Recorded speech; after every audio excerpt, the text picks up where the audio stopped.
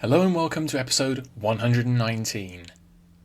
This entry is a continuation of an occasional series focusing on the novels of the important but little discussed British SF writer Barrington J. Bayley. This time the topic is Bayley's 1974 novel The Soul of the Robot, probably his best known work and the one which is the foundation of his reputation. The Soul of the Robot fits within the wider context of robot stories in SF. These include Isaac Asimov's influential tales from the 1940s and the more subversive work of John Sladek in the 1980s. The protagonist of Bayley's novel, the fully conscious robot Jasperodus, can be seen as a kind of middle ground between these two approaches. Featuring fallen empires, a strange mix of technologies, a war for control of Mars, and a robot revolution, The Soul of the Robot is another of Bayley's clever confections. But it also explores deeper questions of consciousness, identity, and free will. To catch up with previous reviews of Bayley's novels, listen to episode 108 for The Garments of Kayan and episode 112 for The Fall of Chronopolis.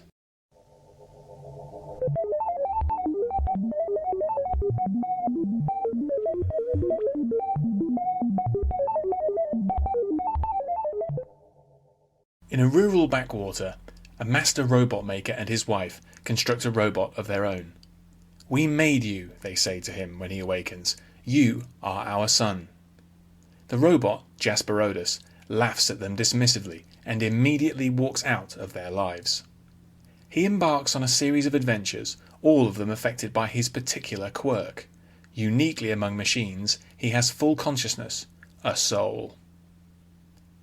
Originally published by Doubleday in 1974, The Soul of the Robot is the sixth novel by Barrington J. Bayley. Today it's the best known book by this under-recognised author. It hews to Bayley's frequent approach in that it fuses a fast-moving, pulpy story with deeper speculations. Jasperodus imposes himself excitingly on a far future world of fractured empires and decayed technology, but also explores the riddle of consciousness, where it comes from, and what it means to be alive. When Jasperodus first ventures out into the world, leaving his saddened creators behind, he soon forms a basic understanding of the situation. The world was once united under a formidable empire, but this has long since crumbled into a patchwork of smaller fiefdoms. Societies run along basically feudal lines, with a haphazard mix of technologies. Robots are the main legacy of a vanished high-tech past. They are common but relatively primitive and routinely exploited. Perhaps ominously, Jasperodus' first encounter in the outside world is with a group of bandits violently hijacking a train. This sets much of his later journeying on a high-action course. Gifted, or burdened, with consciousness, Jasperodus can act as he chooses. He goes as far as to stage a coup in an out-of-the-way kingdom, and declares himself king of what little he surveys. The threat of retaliation, however, drives him outward and onward with a loyal human in tow. Driven by a desire to be at the centre of things, and to better explore his own robot nature, Jasperodus ventures to the city of Tansian.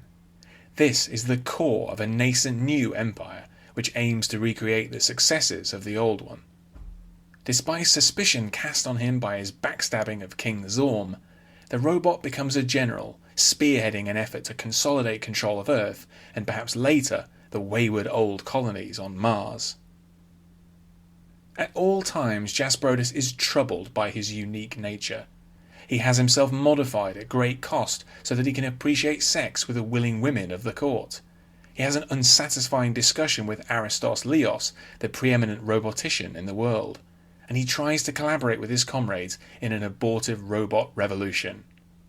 His practical and philosophical struggles both seem to lead him to the same thing, a return to where he came from and a final search for answers. The Soul of the Robot satisfies both as an SF adventure and something deeper. Jasperodus is an engaging presence, a unique robot character who takes on the roles of servitor, monarch, soldier, general, and revolutionary. It's Jasperodus' freedom of action which separates him from earlier robot tales, particularly those of Isaac Asimov. Bayley's protagonist is not bound by the famous 3 laws of robotics. He is at times indifferent to the suffering of humans and machines alike. Notably, in an early chapter, he ignores a rape happening in his vicinity, an incident which dates the novel quite clearly to the 1970s. Bayley's novel has been compared, sometimes unfavourably, with the works of John Sladek, a US writer who lived for 20 years in the UK. Jasperodus occupies something of a middle ground between Sladek's 2 famous robot protagonists. He's not the naive innocent of Roderick from 1980, but nor is he similar to the murderous titular machine in Tick-Tock from 1983, whose Asimov circuits have apparently malfunctioned. What Bayley shares with Sladek is a sense that robots would essentially become a new form of hyper-exploited slave. For all the violence and chaos in the soul of the robot, it also has something of an uplifting quality. Over time, Jasperodus gradually comes to realise that humans are as confused about their own consciousness as the robot is about his. What Jasperodus finds so difficult to pin down about his own soul is similarly difficult to define for humans. It's here that Bayley has something to say. It's the pursuit of meaning that makes life worthwhile. Jasperodus comes to this conclusion, which opens the way for Bayley's only sequel, published 11 years later, The Rod of Light from 1985. Very often in SF history, robots have been drawn as unknowable machines with few, if any, human qualities. They were frequently given to going rogue and were kept in check by strict rules, if at all.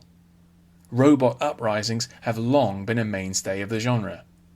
The soul of the robot approaches the robot trope differently, because while flawed, Jasperodus is basically good and possesses human-like qualities. The Science Fiction Encyclopedia describes the novel as a study in robot existentialism, which completed the rehabilitation of the robot. That Bayley did all of this within the framework of a pulp adventure is another example of his unique and compelling approach. Thanks for listening to this episode. You can find more of my writing in text and audio form at my site andyjohnson.xyz. You can also find me on Twitter at AndyJohnsonUK, and you can support me at patreon.com/AndyJohnson. Catch you next time.